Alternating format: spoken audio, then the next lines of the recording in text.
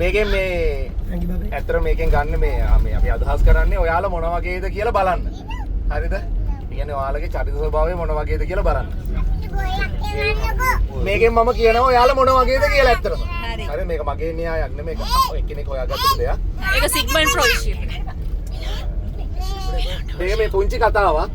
මේකට උත්තරේ එකපාරට ඕනේ නැහැ. මේ ඒක එකපාරට එන උත්තරේ හිතේ තියාගන්න. හරිනේ?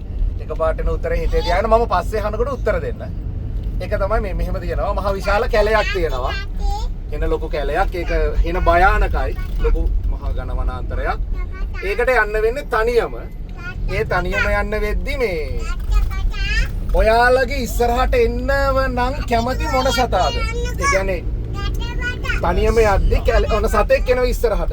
එහෙම එනවනම් හමු වෙන්න කැමති කවුද ඒ සතා? දැන් හිතට ආවනේ සතෙක් මොකෙක් හරි. ඒක හිතේ තියාගන්න. ටික දුරක් යනකොට දකින්නවා වැටිලා තියෙනවා පාරේ මේ කැලේ යතුරක්. ඒ යතුරට මොකද්ද කරන්නේ? ඒක තමයි දෙවෙනි ප්‍රශ්නේ. යතුරක්. ඔව් යතුරක්. තුන්වෙනි එක තමයි සතක් දැකලා නේ යතුරත් ඒකට කරන දෙයක් කරලා කැලේ ඇතුළට යනකොට ලස්සන ශබ්දයක් ඇහෙනවා. ඒ කියන්නේ හරිම නිස්කලංක තැනක්. අපි අර නාපු වගේ ලස්සන පොකුණක්. හරිනේ? ලස්සනම පොකුණක් ඕලු නෙළුම් නෙරිය රඟාලා. හරිද? ඇත්ති වෙනකම් පුදුම නිස්කලංක පරිසරයක්. වතුර බොන්නත් පුළුවන්. එහෙම කිසිම ප්‍රශ්නයක් නැහැ. ඒ විලගාවට ගිහිල්ලා මොකද්ද කරන්නේ? ඒක තමයි තුන්වෙනි ප්‍රශ්නේ. දැන් මම එක එක්කෙනාගෙන් අහනවා මේ ඒ ප්‍රශ්න තුනට උත්තර. හරිනේ? දකින්න කැමති සතා කවුද? ඒ ආපු එක්කෙනා ටක් ගාලා. අලියා. සමනලයා.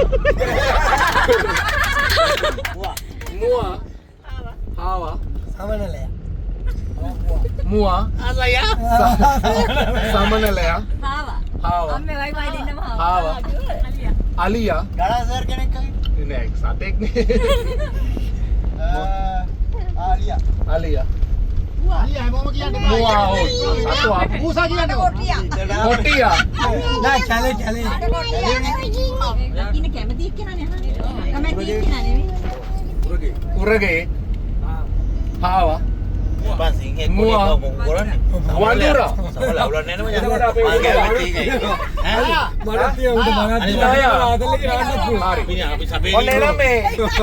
මම පළවෙනි ප්‍රශ්නේ උත්තරේ කියනවා. මේකේ අදහස් වෙන්නේ ඇත්තරම අපේ අනාගත සහකාරය හෝ සහකාරියගේ චරිත ස්වභාවය.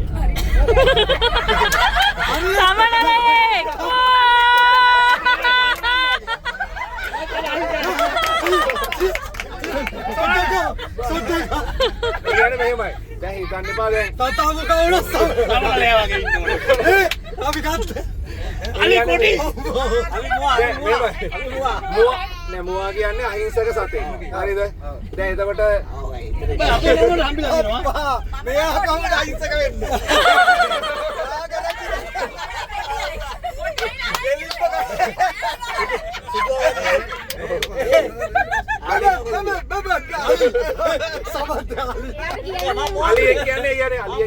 අලියෙක් කියන්නේ මහා විශාල කාන්තාවක් වගේ එහෙම නෙමෙයි. ඒ කියන්නේ අර ශක්තියක් තියෙන. මට තේරෙන්නේ නැහැ වතුරෙක් මොකටද ක්‍රොස් කරේ කියලා. මොලේ. එතකොට අපේ සීයා මේ වෙලීගෙන ආදරේ කරන්න නායක. ඊට පස්සේ යතුරට මොකද්ද කරන්නේ? යතුර මම නම් ගන්නවා. ගන්නවා. මාමා. යතුර අන්තිම එක අහන්න මගේ. දැන් මම වැඩි කුජා කරනවා. මම සාක්කුවේ දාගෙන ලියලා. මමත් ඒ වගේ. මම සාක්කුවේ දාගන්න. මම නම් ගන්නේ ඕන මගුලක් කියලා සාක්කුවේ දාලා. ගන්නවා. මමත් ගඳ ජීනේ මම ගන්නේ. ගන්නවා. ඒ කියන්නේ මෙහෙමයි. යතුර ගන්න ඕන. යතුර ගන්නවා අරගෙන සාක්කුවේ දාගන්න.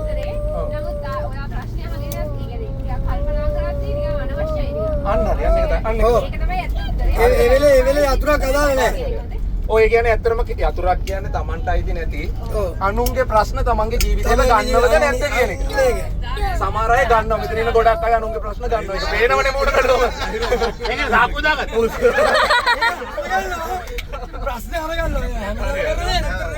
මේ අවසාන එක. සාක්කුවේ දාගන්න. හරි. අවසානම එක. ඒක තමයි රසම එක. ඔව්. අර විලගාවට ගිහිල්ලා අර පුදුම නිස්කලංක විලගාවට ගිහිල්ලා මොකද්ද කරන්නේ?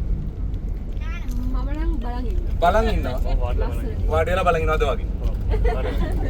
බලන් ඉන්නවා ලස්සන බලාගෙන. ලස්සන බලාගෙන ඉන්නවා. නානවා. නාලා මේ වතුරක් බොනවා. වතුරත් බොනවා. ඉතින් නාන පුල් ආතල් ලැග්ගන නාන. නාලා පුල් ආතලයක් ගන්නවා. හරි. පොකුණේ නාලා අතල්ලා ගන්න හැමදාම ඉතින් දහගන්න එක කරන්නේ. හැමදාම හරි. මේ මම මුකුත් කරන්නේ බලන් ඉන්නවා. බලන් ඉන්නවා. බලන් ඉන්නවා. මලක් කඩා ගන්නවා. බලන් ඉන්නවා. චූ කරනවා. මලක් කඩා ගන්නවා. බලන් ඉන්නවා. ඔය පස්සේ දෙන්න දීසි.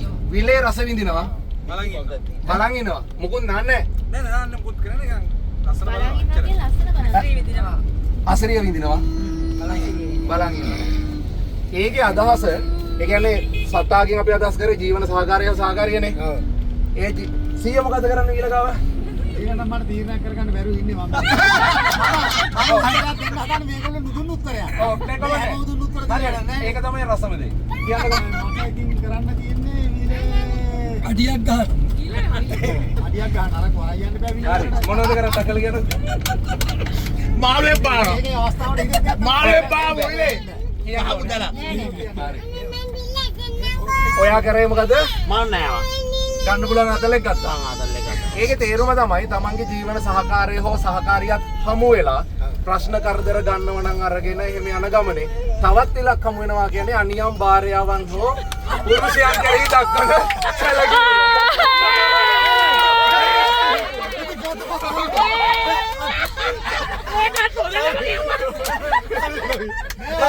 හතලා කියන පඩම් ගන්න. යකෝ පිළිතිය නීන්ත. නෝනා මූ පවුල් කඩන.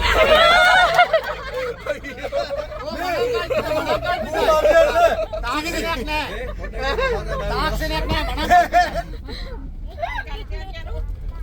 එච්චර ප්‍රශ්න තුනයි.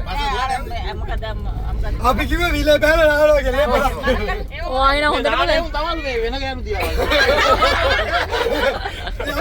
අර විල දිහා බලන් ඉන්නේ හොඳේ. අපි හොරහසේ.